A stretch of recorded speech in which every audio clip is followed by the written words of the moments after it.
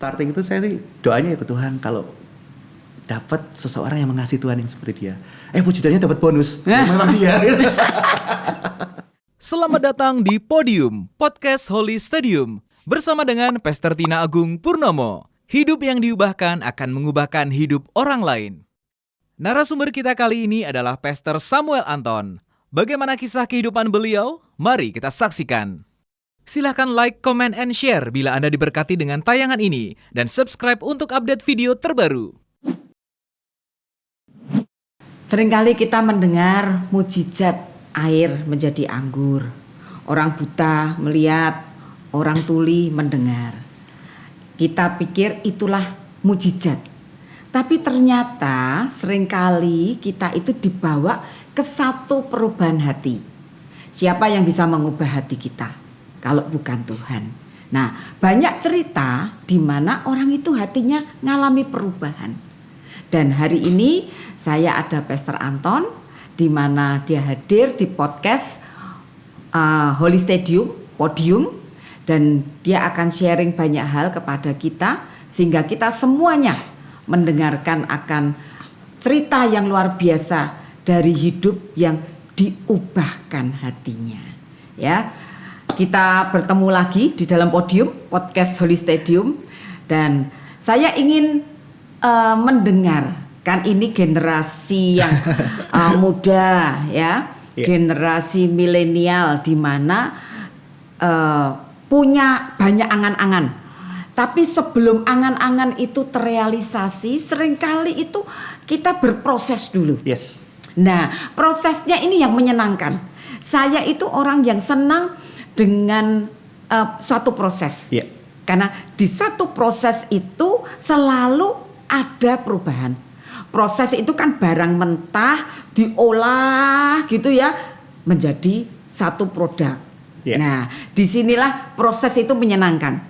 Saya pengen tahu apa sih yang terjadi dengan Pastor Anton pada waktu Pastor Anton ini mungkin pada waktu muda, apa yang ya sekarang masih muda sih, tapi apa yang dialami sehingga sekarang ini sampai mempunyai hati untuk anak-anak muda. Kan kita ngadain itu unlimited fire. Betul. Nah, unlimited fire itu kan bener-bener apinya besar, apalagi anak-anak muda ya. Mereka bisa bersukacita. Anak-anak Tuhan itu tidak di diskotik, tapi di dalam gereja. Nah, itu ada ceritanya pasti. Sebelum semuanya ini terjadi, pasti ada proses. Nah, coba ceritain prosesnya bagaimana. Iya. Thank you Bu Tina buat kesempatannya. What a privilege. Ya, itu sebuah perubahan ya, sebuah perubahan yang mengubahkan hidup saya. Dan kalau bercerita tentang proses itu saya suka sekali karena sekali lagi orang kan seringkali suka lihat highlightnya aja Bu Tina. Sekali wah highlightnya, selalu highlight itu cuplikan terbaik. Tapi seharusnya di baliknya itu ada behind the scene, di balik layar. Betul. Jadi kalau saya alami kenapa saya punya hati buat generasi, sebenarnya waktu kecil ibaratnya kalau keluarga saya ini sukses 7 turunan, saya tuh keturunan ke-8 gitu Bu. Jadi pas bangkrut-bangkrutnya, pas kondisinya parah-parahnya. Jadi waktu itu saya jadi anak yang minder. Bahkan waktu sekolah pun saya kan harus naik angkot waktu itu kan. Saya minta nggak berhenti di depan sekolah. Saya minta berhenti ya karena malu. Karena malu. Jadi saya pengennya udah di pinggir-pinggir aja deh. Lalu waktu itu jalan dan itu ditanya sama teman-teman saya kan. Berangkat sama siapa? Sama papa gitu. Padahal papa waktu itu di luar kota, kerja di luar kota, dan karena waktu itu lagi ngalami down banget sampai papa harus setir bus gitu dalam kondisi yang tidak mudah. Iya. Jadi waktu itu saya ngalami kondisi seperti itu dan itu berpengaruh ke fisik saya. Saya jadi sakit-sakitan, saya jadi ke pelajaran juga kurang bagus nilai-nilainya, bahkan sampai sempat guru saya bilang, Anton dapat 93. Wah, semua kelas tepuk tangan. Maksudnya 39 gitu. Wah, itu malunya saya minta ampun. Jadi benar-benar secara fisik saya juga kena bully, saya kurus sekali kan. Sampai dibawa mama ke profesor, dibawa mama ke dokter ini nggak bisa. Karena mereka bilang, wah ini kayaknya kurang gizi atau maksudnya perlu ya gimana biar makan makanan yang sehat segala macam. Jadi saya dibilang cacing palolo. Apa itu cacing palolo? Ya cacing gitulah. Ya, cacing kerepi kayak gitu. Iya. Saking kurusnya ya. Betul, saking kurusnya. Jadi saya minder sekali, saya sampai Tuhan, aku ini apa sih? Aku nggak punya potensi, nggak ngerti tujuan hidupku tuh apa. Nilai-nilai juga nggak bagus. Terus nggak punya banyak teman karena nenek saya ini protektif. Jadi kalau saya ngajak teman ke rumah diusir sama nenek saya. Gitu. Karena yang jaga saya kan nenek saya karena papa mama kerja. Jadi saya serba kayak minder dengan semuanya. Tapi sampai di satu titik saya ikut sebuah retreat anak muda. Umur berapa itu? Waktu itu SMP kelas 3. SMP kelas 3. Iya, retreat anak muda di gereja lokal. Dan waktu itu saya diajak teman-teman sih, karena ya teman-teman ikut, saya ikut semua. Dan waktu itu pembicaranya lagi ngomong tentang Father's Heart, tentang hati Bapa. Dan waktu altar calling, sebenarnya waktu dengar firman ya saya biasa aja sih waktu itu, malah ketawa-ketawa sama teman-teman. Tapi waktu altar calling saya ngerasakan atmosfer yang beda. Dan akhirnya saya ada dorongan kuat untuk maju. Dan saat maju saya dipeluk oleh pembicaranya. Waktu itu saya nangis sejadi-jadinya. Dan ketika saya ngalami personal encounter itu dengan Tuhan, saya jadi teringat tentang pengalaman-pengalaman sama emak saya, nenek saya, sakit hatinya, kepahitan saya yang dibully sama teman dan segala macam, dan itu rilis keluar semuanya. Kayak lepas gitu ya. Lepas, saya nangis. Dan setelah itu selesai, saya tahu itu Roh Kudus, aku punya rencana yang besar dalam hidupmu. Dan waktu itu saya mulai tergabung di Komsel gitu kan. Dan di situ juga mentor-mentor bilang, kamu punya potensi jadi pemimpin. Kamu akan lakukan sesuatu buat anak-anak muda dan segala macam. Walaupun itu saya juga belum ngerti apa, tapi semua dimulai dari proses lewat bertumbuh di Komsel, mulai diajari melayani, jadi mentor dan segala macam. Sehingga pada akhirnya setelah saya ngalami Yesus secara pribadi, ngalami Tuhan secara pribadi, disitulah saya sadar bahwa aku yang dulu benci sama diriku sendiri, aku ngerasa nggak suka sama diriku sendiri, tapi sekarang aku ngerti Tuhan punya rencana yang besar. Aku nggak pengen cuma aku sendiri yang ngalami.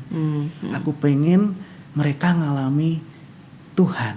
Aku pengen mereka ngalami seperti yang aku alami. Dan aku mau Tuhan pakai aku untuk supaya mengenalkan Engkau kepada mereka. Karena itu berubah sekali, cara pandang saya berubah, cara saya melihat tentang diri saya berubah.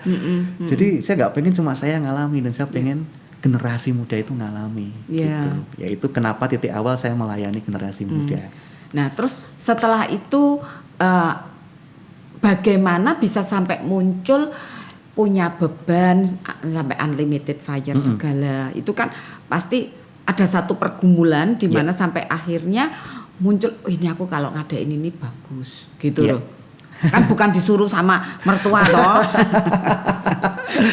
Pasti ada sesuatu yang di dalam hati yang kita ngerti, ini kok ada sesuatu yang membakar di dalam hati. Dan ini kalau tak kerjakan ini ngerti ini akan berdampak gitu loh buat generasi.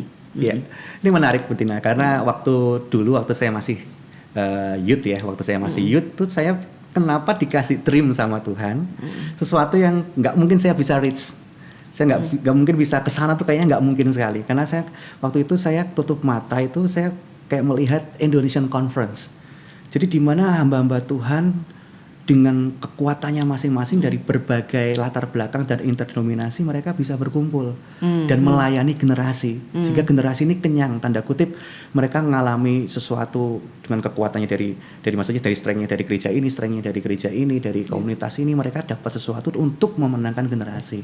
Tapi waktu itu kan saya tinggal di Ungaran kan, di kota kecil Ungaran yang mall aja nggak ada Bu Tina. Saya masih harus ke Semarang. Jadi benar-benar yang kayak nggak mungkin. Mama saya single parent karena papa saya meninggal. Papanya meninggal umur berapa? Tahun 98 itu saya waktu SMA kelas 2. Papa masih 42 tahun usianya. Jadi masih muda ya. Iya, nggak ngerti lagi gimana merealisasikannya gitu. Tapi ya puji Tuhan, ternyata justru ketika saya merasa unqualified, ya Tuhan juga mengingatkan bahwa kalau sampai pada akhirnya visi itu jadi kenyataan, itu pasti bukan karena saya.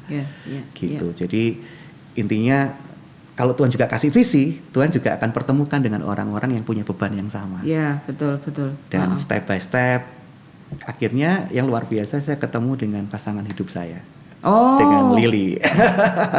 Dengan Lili ternyata kita juga punya hati yang sama. Ketemunya di mana dulu? Saya ketemunya di Youth Jambore, retreat anak muda JKI waktu itu di Tawangmangu.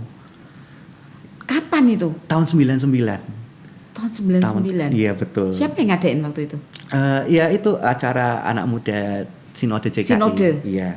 Oh iya. Lalu iya, Lili itu diajak oleh Pak Adi untuk ke Indonesia sekalian melayani di acara Youth Jambore itu. Dia nyanyi sama kesaksian gitu.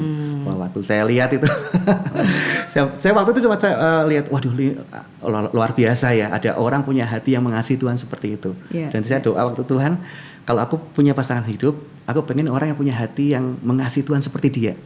Karena waktu itu kan anak-anak muda itu kan masih jaim-jaim gitu Bu Tina. Waktu present worship ya kadang gini-gini gitu. Tapi Lili tuh di stage bisa berlutut, nangis, bisa kayak mengasihi Tuhan gitu.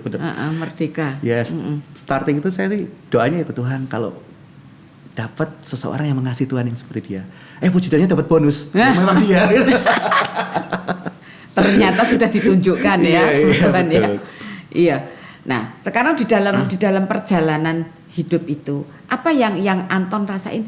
Ini loh, aku ini tadi salah satunya kalau saya baca ya, dari orang yang tidak punya harapan, ya, itu berarti orang yang tidak bisa mempedulikan akan siapapun juga, karena untuk peduli diri sendiri aja sudah berat, gitu loh, apalagi mempedulikan orang lain. Nah, sekarang tiba-tiba bisa mempunyai hati untuk generasi itu. Nah, setelah mempunyai hati untuk generasi ini, langkah apa yang dikerjain sampai menuju apa yang diimpikan itu jadi kenyataan? Menikah dulu tentunya ya, waktu itu ya. Iya. Kami menikah, lalu saya ingat istri saya ini mendapat vision gitu, jadi kayak jaring dan seperti Petrus yang diminta Yesus untuk menjaring ulang. Karena waktu awalnya dia dengan usahanya sendiri, dia nggak dapat apa-apa. Tapi waktu Tuhan yang menyuruhnya, Yesus yang menyuruhnya, akhirnya Petrus itu bisa menjala ikan sebanyak-banyaknya. Itu pun kapalnya hampir karam kan waktu itu, makanya dia bilang, teman-teman yang lain bantu. Nah, ketika kita dengar kata net, itu artinya bahwa kita itu nggak bisa jangkau generasi ini sendirian. Kita butuh orang-orang lain. Nah, waktu memulai, makanya kita mencoba berjejaring, baik dengan para senior leader maupun para youth leaders.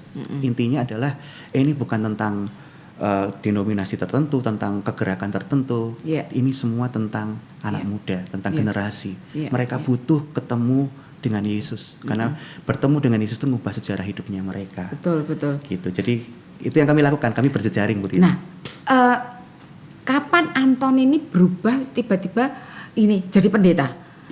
Panggilannya itu dimulai kapan? Dan sampai akhirnya kan orang seringkali anak muda ya, dia punya bayangan, aku nanti mau selesai sekolah, aku mau kerja, aku mau cari duit, apalagi dengan dulu kondisi orang tuaku seperti itu, aku mau menyenangkan orang tua dengan cara aku kerja cari duit, gitu loh.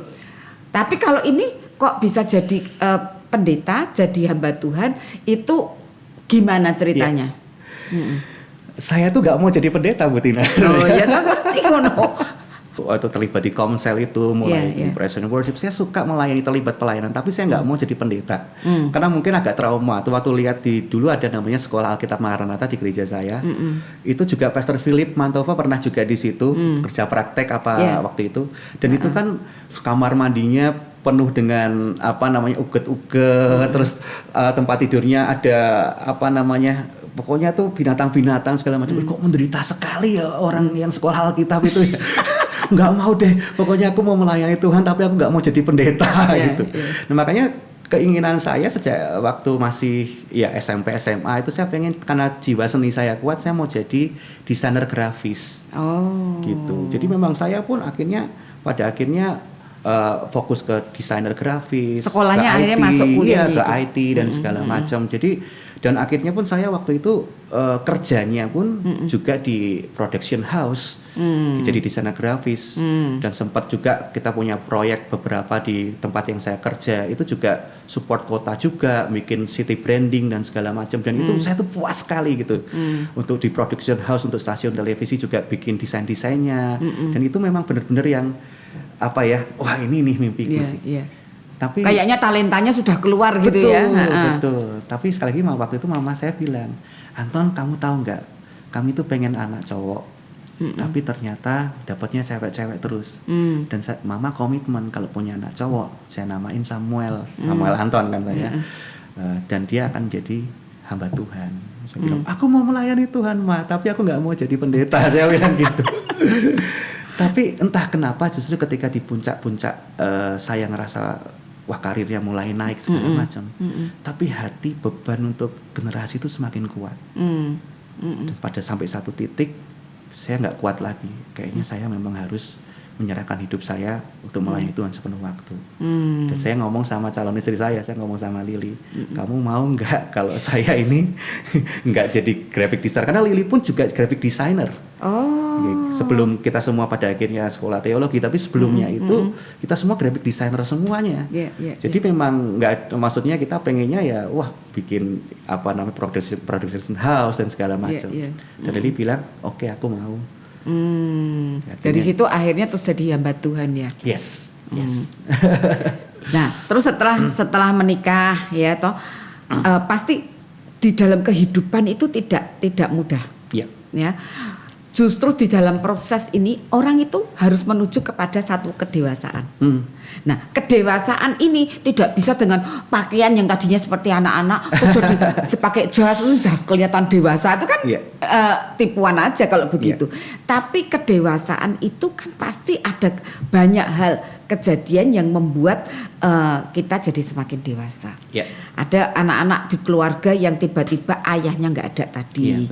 Dia harus bertindak bagaimanapun juga, dia harus dewasa karena dia masih punya adik-adik loh. Nah, sekarang bagaimana proses kedewasaan yang dialami oleh Anton ini sehingga sampai akhirnya itu jadi karakter kita loh. Kalau kita sudah menuju dewasa, itu banyak karakter kita yang lama pun diproses sama Tuhan. Seperti kayak kita sudah jadi bejana ya, seperti tadi. Wah, aku sudah jadi. Ini sudah punya kerjaan, karier bagus, talenta yang di dalam ini bisa keluar semua. Itu kan seperti bejana sudah jadi. Tiba-tiba sama Tuhan ada satu yang membebani hati sampai akhirnya terus menjadi hamba Tuhan. Karena itu kerinduan. Nah, terus ada kejadian apa lagi yang membuat akhirnya Anton ini dan Lili di dalam satu keluarga itu jadi dewasa. Dan itu kan nggak mudah. So good. Gimana? Ya, saya ngalami proses itu sebenarnya bertahap sih Bu Tina waktu itu. Jadi waktu mama sakit kanker. Jadi mama itu yang mendoakan kami sekeluarga untuk kenal Yesus sebenarnya. Waktu itu kan cuma Kristen doang, tapi benar-benar belum mengalami pengalaman pribadi. Tapi justru setelah kami itu sekeluarga ngalami Tuhan, mama yang pendoa syafaat malah kena sakit kanker. Dan itu stadium 3, nggak bisa dioperasi di Indonesia, harus dibawa ke Jerman waktu itu. Dan puji Tuhan, mukjizat Tuhan, mama sembuh. Nah, tapi waktu setelah proses mama sembuh, baru keluarga kita mau bahagia, papa meninggal. Karena jadi mamanya itu sakit itu sebelum papanya meninggal. Sebelum, Jadi kita benar-benar yang sudah dipulihkan, udah happy ending nih, mau happy ending nih.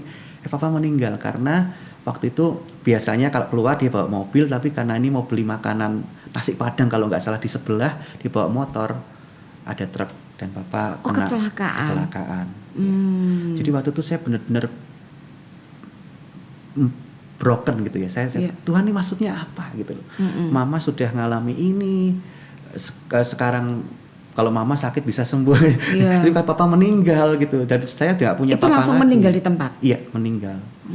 Jadi saya punya mimpi, punya masa depan segala macam, tapi saya udah kayak terkubur seketika itu juga. Karena saya rencana papa bilang, Anton kamu kuliah di Bogor ya, nemani papa. Waktu itu kan papa sudah pulih, karirnya sudah mulai bagus. Nanti tinggal sama papa beli rumah dan segala macam. Tapi ternyata semuanya mimpinya runtuh semua ya. Lalu akhirnya cici saya memutuskan jadi kepala keluarga dengan merit dengan kakak ipar saya. Mereka waktu hamil anak pertama, anaknya udah lahir cantik, meninggal. Padahal juga didoakan sama hamba Tuhan juga, ini anak akan dipakai Tuhan, anak perjanjian atau apapun. Tapi kan kita harus ya Umur accept. berapa itu anaknya? Baru Cici? 1 bulan. Baru 1 bulan. Baru 1 bulan lahir. Ya, kita accept kedaulatan Tuhan di situ. Tapi orang-orang kan mulai mempertanyakan ini keluarga kenapa sih? Iya, Dosa iya, apa iya. sih ini keluarga Iya. gitu ya ngalami ini banyak Iya, hal. orang biasanya ngejudge begitu. Iya. Ya, tapi ternyata Tuhan ajarkan proses demi proses sampai bahkan setelah saya menikah dengan Lily dan kita melayani generasi gitu lewat Unlimited Fire. Waktu masa persiapan Unlimited Fire itu Bu Tina, kami tiba-tiba waktu itu dengar bahwa STT ngalami tanah longsor. STT Sangkakala ngalami Di tanah Kopeng longsor, ya? heeh. Dan saya kaget waktu itu istri saya kan lagi mengandung. Saya Iya, pikir iya. wah nggak boleh denger nih. At least saya akan sampaikan ke istri dengan baik lah. Iya. Tapi ternyata kan era sosial media, Iya, langsung iya. keluar di sosial media. Iya. Jadi saya denger, udah nangis-nangis, tiba-tiba bleeding. Hmm. Iya, lalu kita bawa ke rumah sakit, Iya. dokter periksa segala macam, dibilang udah nggak bisa diselamatkan lagi. Oh, babynya? Iya, yang janin dalam kandungan. Janinnya? Iya. Berapa bulan itu? Masih berapa minggu sih masih. Oh, oke. Terus akhirnya second opinion sama gitu. Iya, iya. Ya waktu itu kita juga begitu dengar STT Sangkakala longsor Iya. itu langsung saya kirim staff ini untuk ke sana Betul, langsung betul. untuk bantu gitu loh. Yes, yes. Karena kan kaget juga, itu pasti kan heboh karena banyak Iya. korban juga di situ kan. Betul. Ya setelah itu. Itu anak pertama yang Lily. Kedua. Oh, anak yang kedua. Yang pertama maksudnya pertama juga ngalami keguguran. Oh. Jadi apa namanya? Jadi prosesnya cukup panjang sih Bu Tina. Iya, Jadi iya. kita ngalami itu kayak traumanya terulang terus gitu. Iya. Nah di titik saya benar-benar yang aduh Tuhan kenapa mau melayani generasi kok beratnya minta ampun. Saya bersyukur dengan istri saya.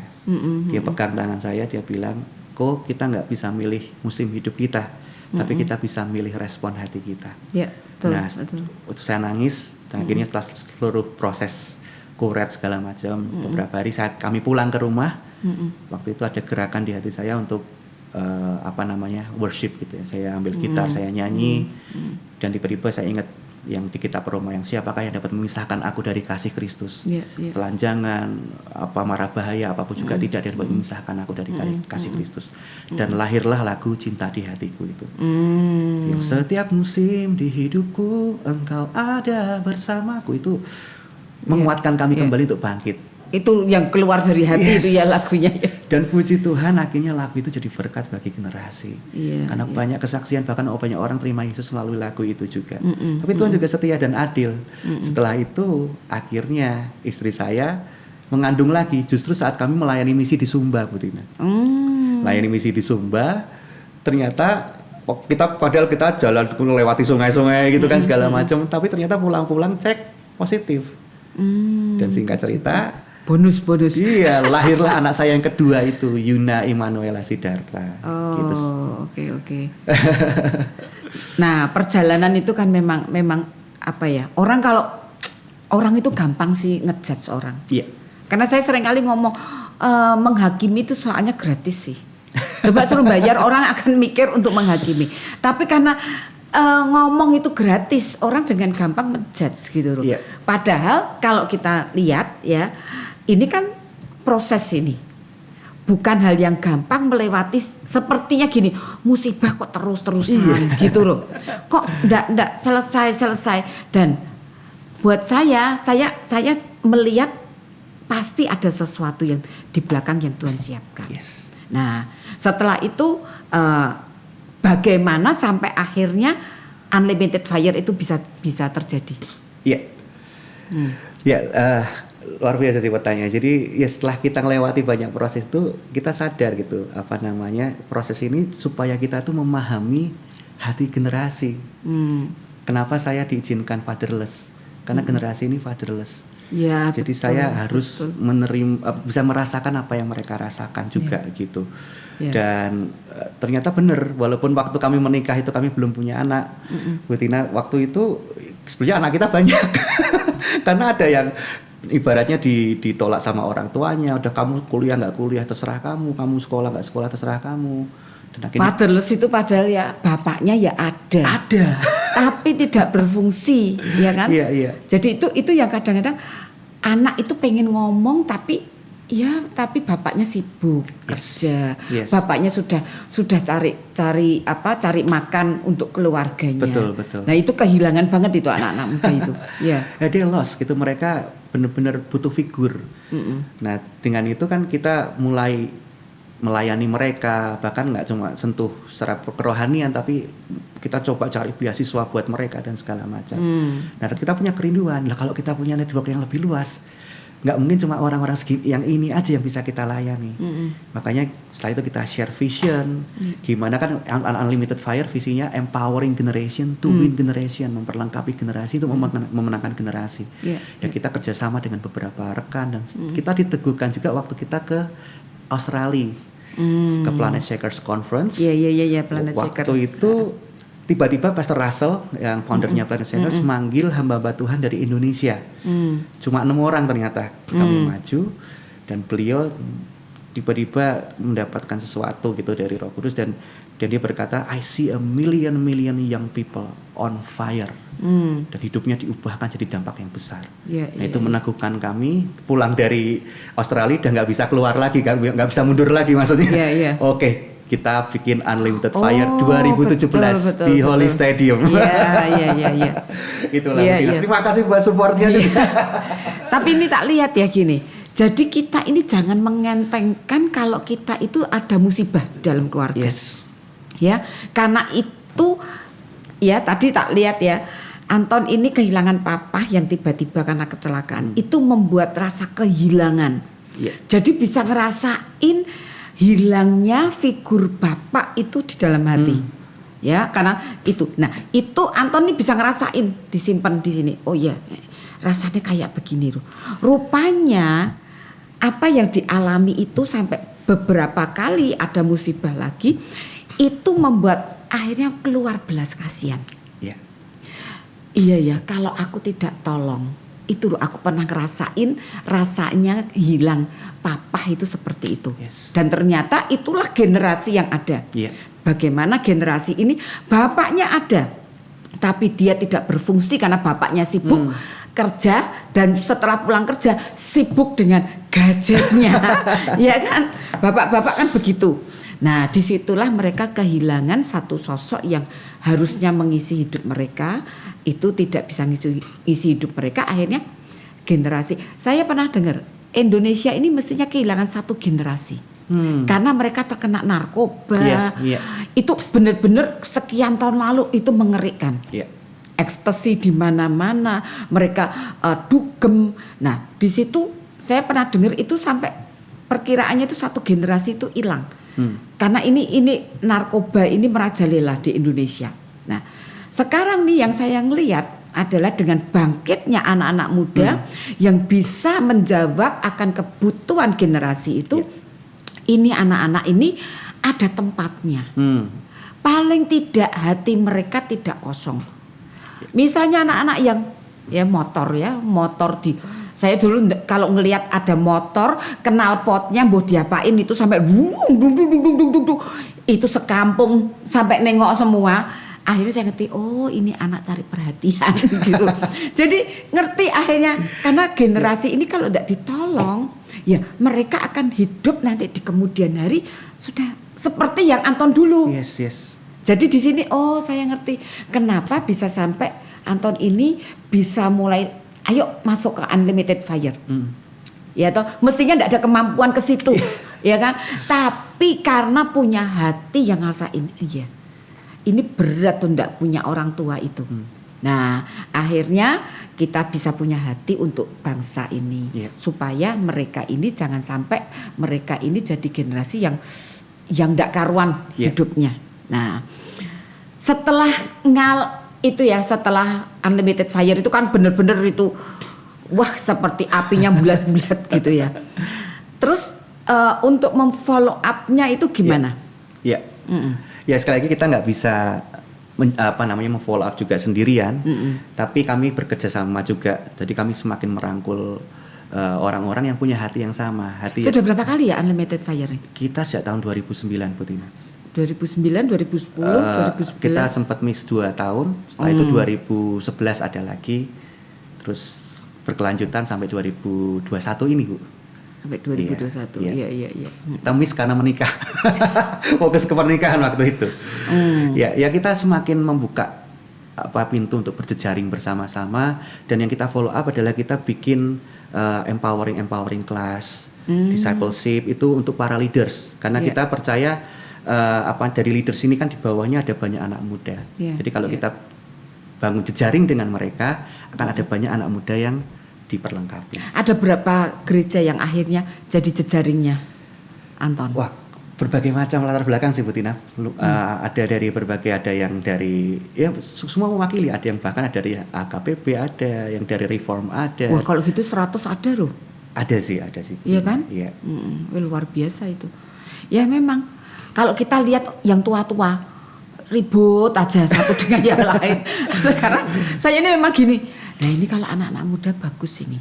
Mereka sudah tidak pernah mempeributkan posisi, mereka tidak ribut apa-apa. Mereka hanya ayo berteman, komunitas, punya komunitas yang sehat gitu loh. Nah itu hal yang bagus yang kita bisa terus lanjutkan. Dan saya berdoa api yang sudah hidup ini terus menghidupi, karena saya sudah melihat ada satu terang Tuhan yang muncul di anak-anak muda. Anak-anak muda tidak lagi mereka arahnya ke frustasi, ke rokok, ke narkoba, tapi ada generasi di mana sudah mulai memikirkan masa depan yang gilang gemilang, mulai melihat ada terang di dalam perjalanan hidup ke depannya.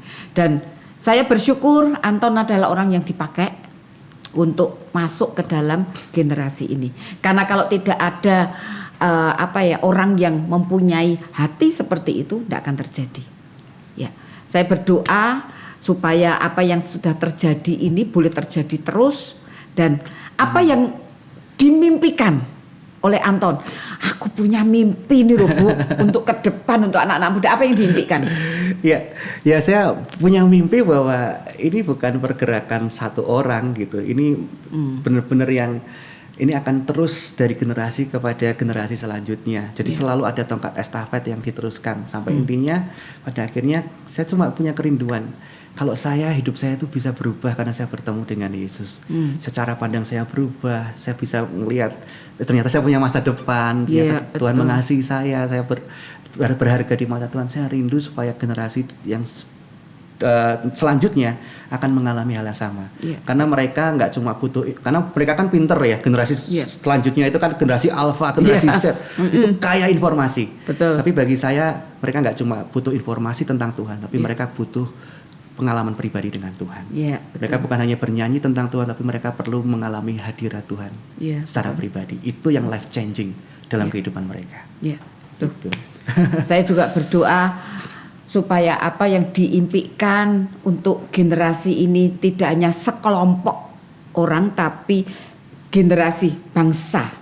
Ya, yang kita berdoa supaya generasi dari bangsa ini benar-benar jadi bangsa, generasi muda yang memang punya masa depan yang gilang gemilang. Itu mempengaruhi negara soalnya. Iya, betul. Kalau kita tidak mempunyai orang-orang yang bisa menunjukkan warnanya, maka kita akan tenggelam, tidak kelihatan apa-apa. Ya. Jadi saya berterima kasih karena apa yang dibagikan ini, saya yakin hidup yang diubahkan akan mengubah hidup orang lain. Amin. Jangan pernah kita berkecil hati pada waktu kita ngalami masalah. Tapi pada waktu ngalami masalah ini kita belajar di situ sehingga kita bisa menjadi berkat buat yang lain. Ya, terima kasih Anton untuk waktunya di mana bisa sharing, bisa cerita dari hati ke hati. Tuhan Yesus memberkati. Tuhan berkati. Hidup adalah sebuah proses. Seperti halnya kupu-kupu yang membutuhkan waktu dan melewati proses sebelum menjadi makhluk yang indah. Respon hati kita menentukan seberapa lama proses yang akan kita lewati dan seberapa hasil yang akan kita nikmati. Saat ada dalam proses, jangan minta kepada Tuhan untuk hilangkan prosesnya, tapi minta kepada Tuhan untuk memberikan kekuatan dan kesanggupan sehingga kita dapat melewatinya. Kekuatan kita mungkin terbatas, tapi kita punya Tuhan yang kuasanya tidak terbatas. Melewati proses memang tidak mudah, tapi bersama dengan Tuhan, semua akan berakhir indah.